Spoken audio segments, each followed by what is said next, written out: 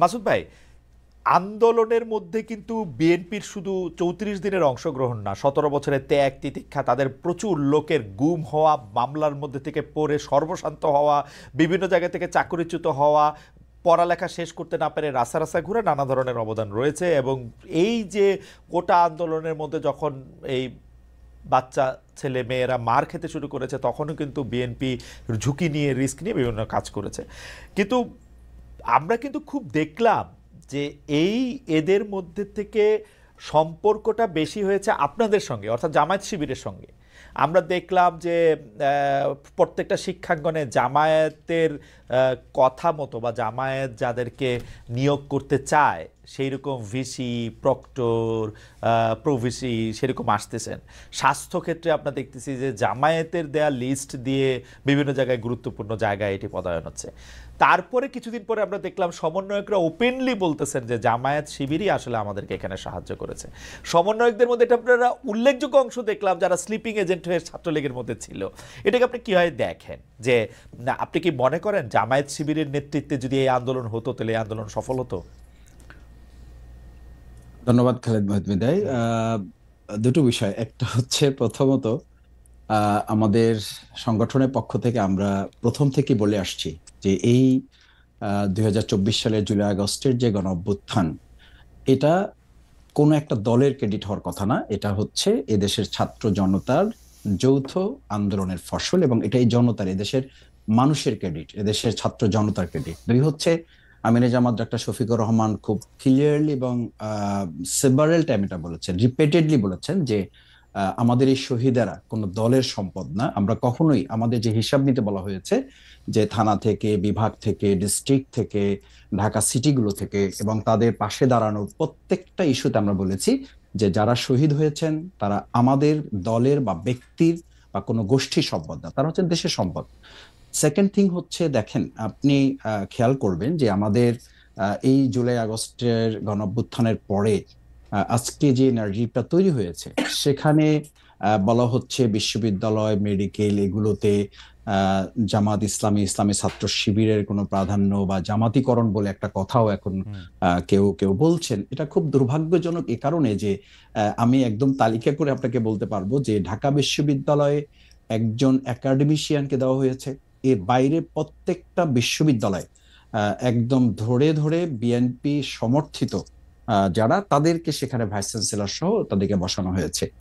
তো কিন্তু মাসুদ ভাই, আমি একটা কথা বলি, মাসুদ ভাই আমি একটা কথা বলি, কেউ জামাত করে কিনা গুরুত্বপূর্ণ, সেটা তো আমরা ১০-১৫ বছর পরে জানতে পারবো। কারণ এই যে ধরেন সমন্বয়কদের মধ্যে যারা জামায়াত করতো, সেটা তো আমরা এখন জানতে পারতেছি।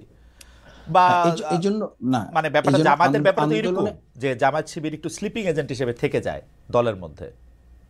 না, জামাত স্লিপিং এজেন্ট হিসাবে থাকার প্রশ্ন না। প্রশ্নটা হচ্ছে বৈষম্য বিরোধী ছাত্র আন্দোলনে আসলে কেউ তো ব্যানার নিয়ে দাঁড়ায়নি, এবং দাঁড়ানোটা তারাও প্রয়োজন মনে করেনি, অন্য ছাত্র সংগঠন কেউই এটা ঠিক মনে করেনি যে এখানে আমরা বৈষম্য বিরোধী ছাত্র আন্দোলন, ছাত্র জনতার একটা যৌথ অভ্যুত্থানের মাধ্যমে সরকারকে পতন ঘটানোটা টার্গেট ছিল।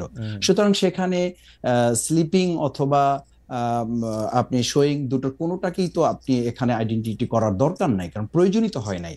সুতরাং তারপরে যেটা হয়েছে যে জামাত ইসলামী, ইসলামী ছাত্র শিবিরকে আমরা জনগণের হাতে ছেড়ে দিয়েছি যে তারা ঠিক করবে। কারণ 15 বছর আমরা তো দেখেছি যে আওয়ামী লীগ মুক্তিযুদ্ধকে, মুক্তিযোদ্ধাদেরকে তাদের ব্যক্তিগত, পারিবারিক, দলীয় সম্পদ বানিয়ে পুরো এই মুক্তিযুদ্ধ এবং মুক্তিযোদ্ধাদেরকেই বিতর্কিত করেছে, এবং তাদেরকে প্রশ্নবিদ্ধ শুধু করে নাই, তাদেরকে লাঞ্ছিত করেছে, এবং এটাকে একটা মানুষের খুব মানে ঘৃণীয় পর্যায়ে নিয়ে গেছে। আমরা মনে করি যে 2024-এর এরকম একটা বড় অর্জনও কোন একটা দল বা ব্যক্তি বা গোষ্ঠীর জায়গা না গিয়ে এটা জাতীয় একটা সম্পদের মতো করে থাকুক, সকলের সম্মানের জায়গায় থাকুক।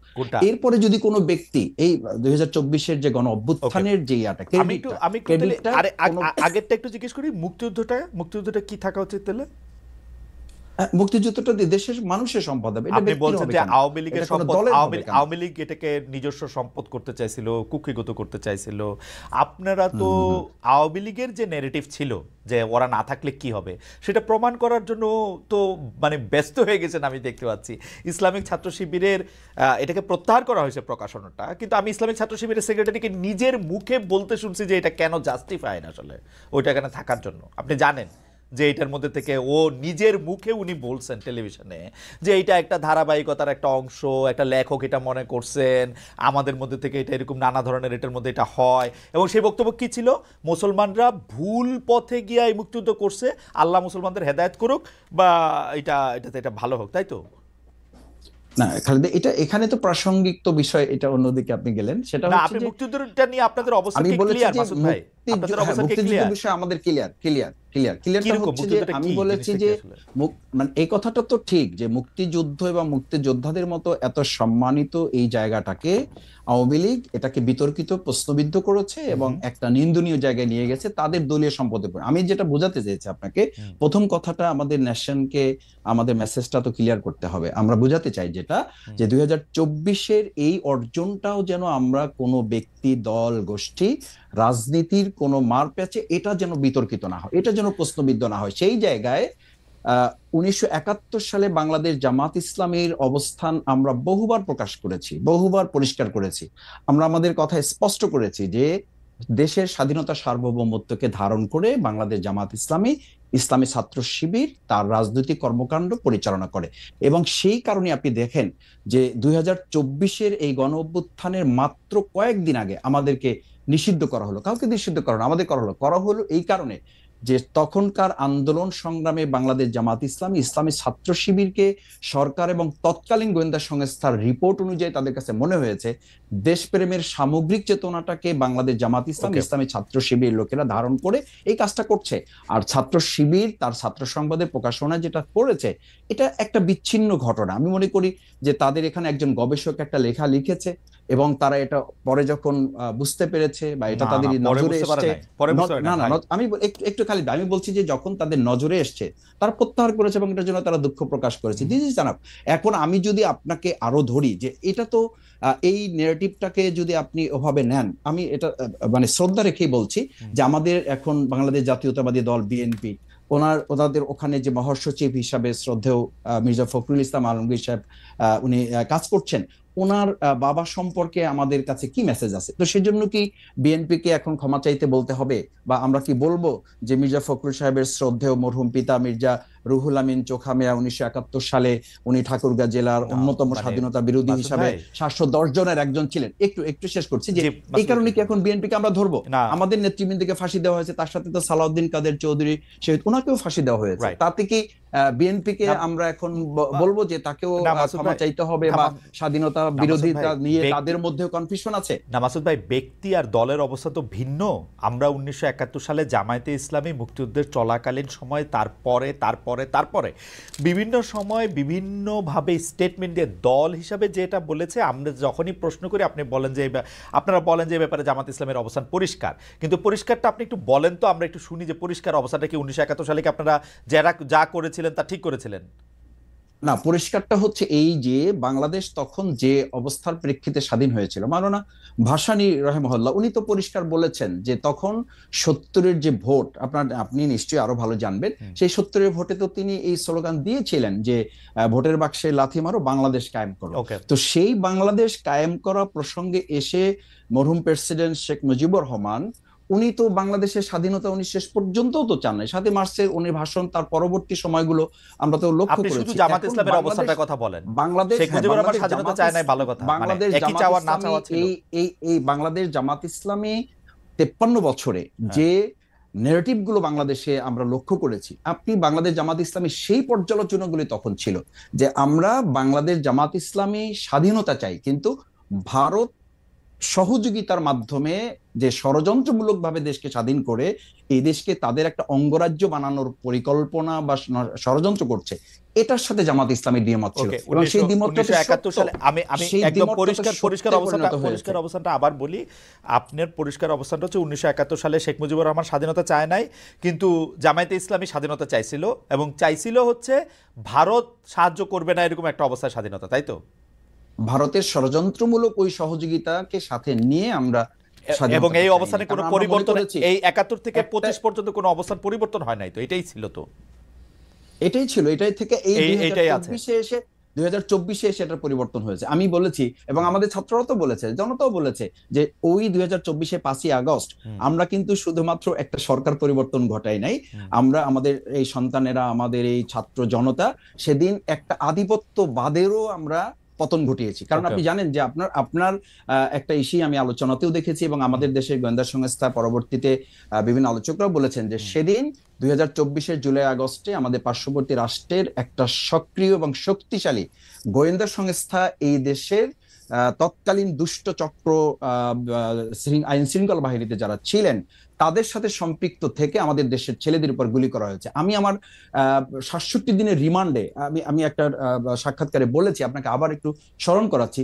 যে আমাকে যখন ইন্টারোগেশন সেলে নেওয়া হয়েছে তখন চোখ বাঁধা, হাত পা বাঁধা অবস্থায় আমাকে যখন দুটা চেয়ারে শোয়ানো হয়েছে, আমি তাদের কাছে খুব ইসের সাথে জানতে চেয়েছিলাম, স্পষ্টভাবে জানতে চেয়েছিলাম যে আমার চোখ খুলে দেন, অথবা আমাকে দেখতে দেন, অথবা আমাকে পরিচয় দেন যে আপনারা কারা আমার ইন্টারোগেশনে আসছেন। ওনারা অসতর্কতাবশত হোক অথবা কৌশলগত দিক থেকে ওনাদের মনে না থাকার কারণে হোক, ওনারা বলেছেন এখানে দেশি বিদেশি সংস্থার লোকেরা আছে। মাসুদ ভাই,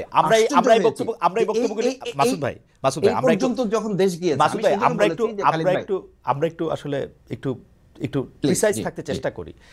অর্থাৎ 1971 সালে যেভাবে বাংলাদেশ স্বাধীন হয়েছিল, জামাত ইসলাম এটার সাথে একমত ছিল না। তো জামাত ইসলাম এটার সাথে একমত কখনোই পোষণ করে নাই। 2024 সালে আইসে বাংলাদেশ, আপনি মনে করতেছেন 2024 সালে আইসে বাংলাদেশ এটা অন্যরকম স্বাধীনতা পাইছে, এটা কি ব্যাপারটা এরকম? মানে ভারত তারত এইসব এলিমেন্ট আমি যেতে চাইতেছি না, আপনি দুই লাইনে বলেন 1971 সালে জামাতের অবস্থা সঠিক ছিল। দুই লাইনের জামাত ইসলামের দুই লাইনের কথাটা আসলে কোনো একটা কোশ্চেনের কথা আপনি কখনো কখনো দুই লাইনে বলতে পারবেন না। আপনি আমাকে বলেছেন, সেই জন্য কথাটা উঠলো যে আপনাদের অবস্থা নাকি পরিষ্কার, কিন্তু আমি কখনো এই পরিষ্কার কথাটা জানতে পারি না। পরিষ্কারটা কি? কথা হচ্ছে এইটা যে বাংলাদেশ জামাত ইসলামী স্বাধীনতাটা ভারতের ষড়যন্ত্রমূলক সহযোগিতার মাধ্যমে চায়নি, কিন্তু যখন স্বাধীন হয়েছে দেশ, সেই স্বাধীনতাকে ধারণ করে জামাত ইসলাম, ইসলামী ছাত্র শিবির তার সামগ্রিক কার্যক্রম পরিচালিত হয়ে আসছে এবং সেটা প্রমাণিত এবং পরীক্ষিতভাবে দেশের জনগণ সেটা গ্রহণ করেছে। ফ্যান্টাস্টিক। আচ্ছা, আমি আমি আমি আমি এই যে এইখানকার একজন উপদেষ্টা আছে বর্তমান সরকারে, তার নাম মাহফুজ আলম, তিনি বলেছেন যে তিনি অনেক কথা বলেছেন তার স্ট্যাটাসে। আমি শুধু 4 লাইন শোনাই। মুক্তিযুদ্ধের পর কি হয়েছে তা নিয়ে সমালোচনা করুন, ইতিহাস পর্যালোচনা করুন, কোনো সমস্যা নেই। এমনকি মুক্তিযুদ্ধের সময় কি কি ঘটেছে তা নিয়ে তর্কও উঠতে পারে, কিন্তু সেসবে হবে মুক্তিযুদ্ধকে মেনে নিয়ে। আপনারা কি মুক্তিযুদ্ধকে মেনে নিয়েছেন, নাকি এইখানে আপনাদের একটু আলাদা জায়গা আছে জনাব মাসুদ? মানে এতদিন পরে সেই প্রশ্ন করাটাই আসলে অবান্তর এই কারণে যে বাংলাদেশ জামাত ইসলামী, ইসলামী ছাত্র শিবির এই চেতনাকে ধারণ করে শুধু করে নাই। আপনি দেখেন 2010 সালে আপনারা তো মুক্তিযুদ্ধের কথা উঠলে বলেন এটা ভারতের ষড়যন্ত্র, এটা খারাপ জিনিসই মনে হয়, শুই না তো ভালো জিনিস মনে হয় না এটাকে। আমরা বলেছি যে যখন দেশটা স্বাধীন হয়েছে, সেই স্বাধীনতাটাকে অর্থবহ করে এবং এটা ধারণ করার ক্ষেত্রে জামাত ইসলামী প্রমাণিত এবং পরীক্ষিত।